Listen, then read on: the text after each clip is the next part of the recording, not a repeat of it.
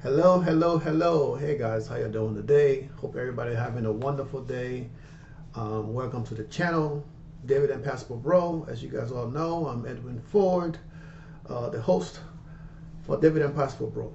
All right, so today we're going to be talking about a topic based on retirement and the different strategies, stages rather, of retirement.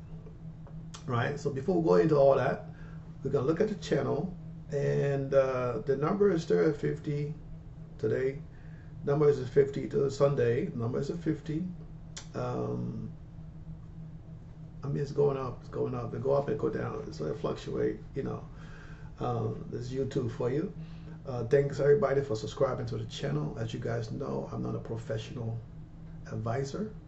I provide information based on my strategies and what I'm doing on my own portfolio. So with that being said, let's get into the video. All right. So I talked about this the other day briefly. And this is if you decide to live outside of the country.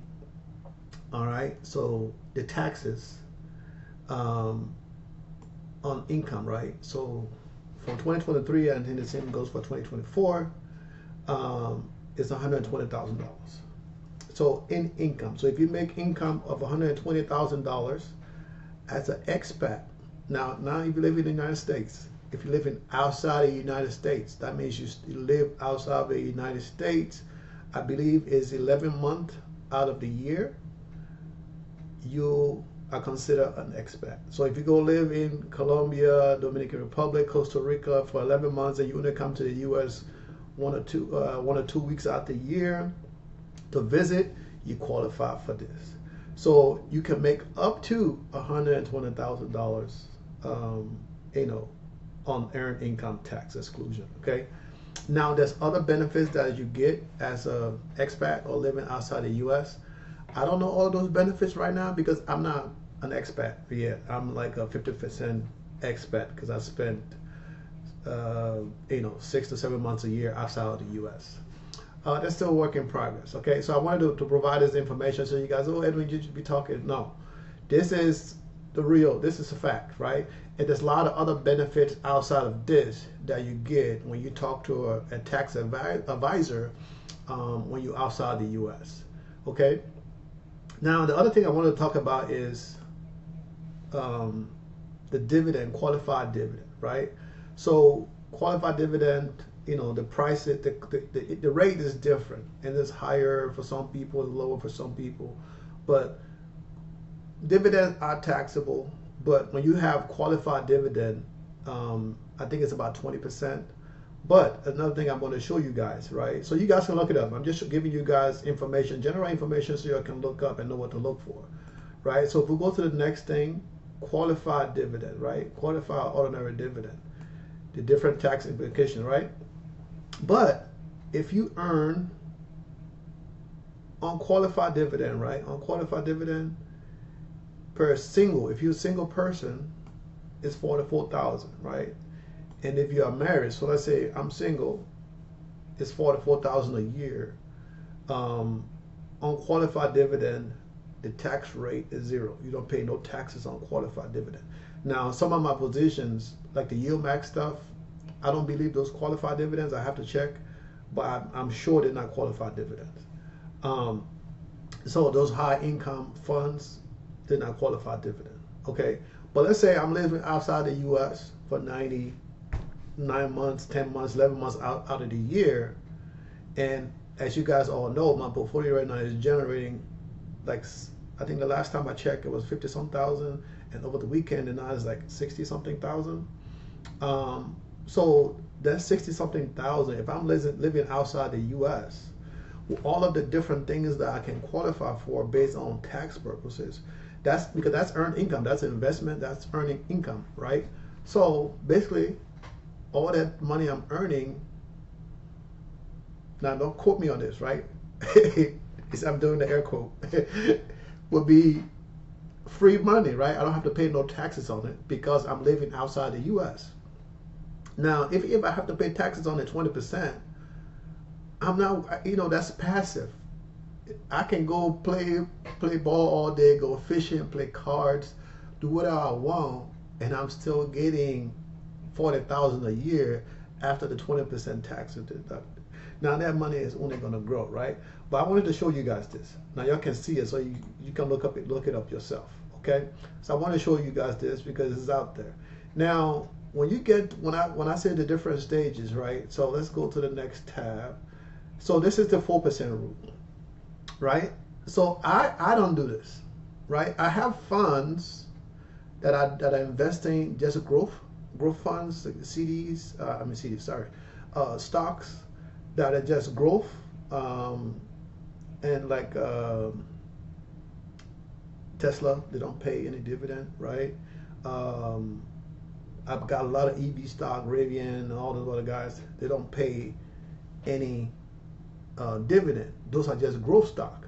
So let's say if I had $1 million worth of growth stock, right, and I needed $40,000 a year to live off of, every year I'm going to sell 4% of that $1 million, which in essence is equivalent to about $40,000 a year, right? So I'm going to sell that 4%. That's where the 4% rule come in. Now, those are for people who live off of stocks like, Tesla and Rivian that don't have dividend. So this don't apply to me. Those are people who just buy stocks that don't pay dividend, and they will have to sell when they decide to retire to get income. Now, the bad part about that is during the down market, you can lose a lot because the cost of the stock goes down in value. People now, so that can mess you up. Now, for dividend, it's different because no matter what, some companies do cut the dividend, and that will affect your income. But you will know ahead of time, what is going to happen based on, the announcement is they're cutting dividend or whatever they're going to do. And a lot of times, once they cut that dividend, it only affects you for that month, because the following month, you know exactly how much you're going to get, right? And they don't cut dividend every month, right? I haven't seen that yet. Not to say it's not possible, but I haven't seen it for none of the positions that I own. It haven't happened in other positions that I own that it got cut multiple times in 1 year. I haven't seen it. Okay, so this is the 4% rule. This is what the 4% rules apply to people that have $1 million and living off of $40,000 a year, right? So you want to need that with a regular stocks that you have to sell. Okay, now this is more information about that. I just talked about this. This is more information about the 4% rule. Some people say 3%, 4% to account for inflation, all that good stuff. Now, I'm not an economist or none of that stuff, so I couldn't tell you. But if you plan to retire early, I think that now they raise the retirement age, early retirement age is 62. You can work until 67 or whatever, but keep in mind that the older we get, the stronger we get, and the longer we live, the retirement age is going to go up. So right now it's 67. To get full retirement age is 67, right? Early retirement age is 62. If I'm depending on Social Security, then I have to work 62 or 67 to get some money. But I'm not depending on Social Security. I'm making my own way, investing in my own future. So I'll tell you guys, you have to start, right? So you have to start investing today. What does it take, $1 or tomorrow, because it is Sunday? So what does it take, $1 or whatever it's going to take? You have to start investing in your future. Okay? So you have to start, because once it becomes a part of your daily routine, because you say, oh, I got to pay off my credit card first. People like, when I started, I had over $60,000 in credit card debt. I had another $50,000 in student loan. My student loan for degree that I got earlier in life, but I was dragging my feet on paying it off. But when I decided, you know what, I'm going to retire. I want to retire early and start making plans.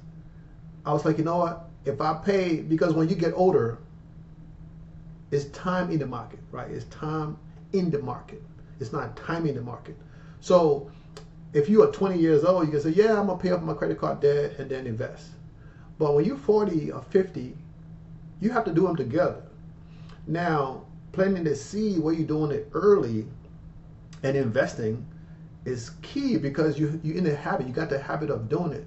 So if you started doing it when you just can invest even $10 a month or $100 a month until you pay off your debt, right? And once you pay off your debt, now the money you can increase your investment, or as you pay down your debt, you can increase your investment. And it's always good to do the debt snowball where you will pay down your lower debt first. Some people say pay on the highest interest. I mean, sometimes the highest interest can be the higher one. So for me, what I did was I paid my lower debt first. So if I had $1,000 credit card or $1,500 this or that, I paid the lowest one down first because you get that feeling that you're doing something, right? When you pay something off, you're like, okay, I'll pay this one off. So if you got 5 or 6 of them and the highest one is 20 grand, the lowest one is 5,000, of course, it would take you longer to pay that 20,000 off than paying off that 5,000. You can lose that momentum. So why wait until you pay off the higher credit card when you can start with the lowest one and pay it off faster? So and once you get that momentum, okay, you get used to doing it. It becomes part of your normal routine. So when it becomes part of your normal routine, then it's easy. You don't have to think about it, right? So that's what I did. I would invest. When I had extra money, I would invest. Now, when I talk about investing, I'm not talking about just taking the money and throwing it in the account. I'll put the money in the account, and then I will buy something. Or I'll have an account that will automate the buying process for me, where I don't have to go and do it, right? I just have my positions already there, and they choose and buy those things for me. So, I mean, that's what you guys need to start focusing on, okay? Because if you got a credit card debt or some other loan that paying almost 30% and stuff like that, that's a lot of money. So you got to start to pay that down. But don't say, oh, I'm going to wait to pay this debt down, and it take you 5 years to pay the debt down, and you invest a nickel. But if you're in the habit of investing, over time, that $100 a month going to be $200 a month, and then $300 a month. Because some months you're like, no, I can put a little bit more into my investment, and I can cut down on this credit card payment a little bit, and next month I'll pay that because there might be more sale in the market, or when you're buying, the price go down a little bit more, so you can invest a little bit more. So you don't have to wait for Social Security when you're 62 years old, or working when you're all broken down, but you're still working because you need to. You don't have no choice, right? So I just put it in different things to get you guys thinking, okay? And then what's this? Financial independent, retire early. The FIRE movement. I talk about this all the time. This is what this channel is about: retiring early, right? Getting your financial independent, and then the retirement early part to come at the end. So you don't have to retire early. Like for me now, I love my job, right? I get a little bit of stress, but it comes with the territory. But I love my job, and my job gave me an opportunity to work from anywhere in the United States or outside the United States. Now, keep in mind that I have to go to the office once a year, maybe twice a year. But the company pays for that. So let's say if I'm in Colombia and the cost of a ticket gonna be from Colombia to my office, and let's say that ticket gonna be $500, and it's the same price from Atlanta to the office, and I just talked to my boss, hey, I'm in Colombia, you guys gonna pay for it? She said no, I would fly back to Atlanta and then catch the flight from Atlanta to the office, and they're still gonna pay for that flight to the office. Okay, so I mean, there's a couple of ways to consider, and whatever I spend, I have a business, so whatever I spend is a business expense, and I also get written off as my business expense. Okay, so like I told you guys to open a business, pay your tax, your dues and stuff for your LLC. Okay, now I'm not going to go too deep into this. These are the different lean fire, coast fire, fat fire, barista fire. So lean fire is pretty much living as a minimalist, the minimum thing you need as possible to retire. Coast fire is something where I think I think I'm already past that right now.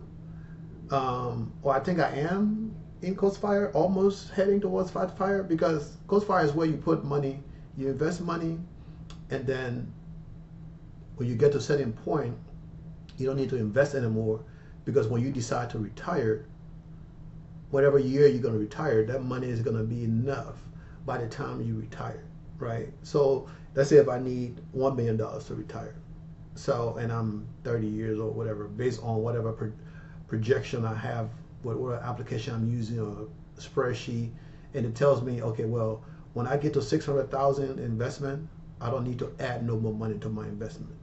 Based on the returns and the growth, inflation, all that stuff is calculated into that.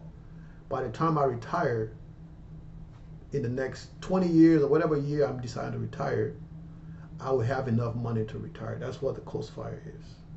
Okay. Now, Fat Fire is a little different. It's having everything you need if you want to live your full life, living the same amount of money. If you're spending $70,000 a year right now in expenses, you want to have enough money so by the time you get to that $70,000 retirement mark, you'll be making that money. I'm not looking at the information on the thing, so I'm just trying to explain around it. Okay.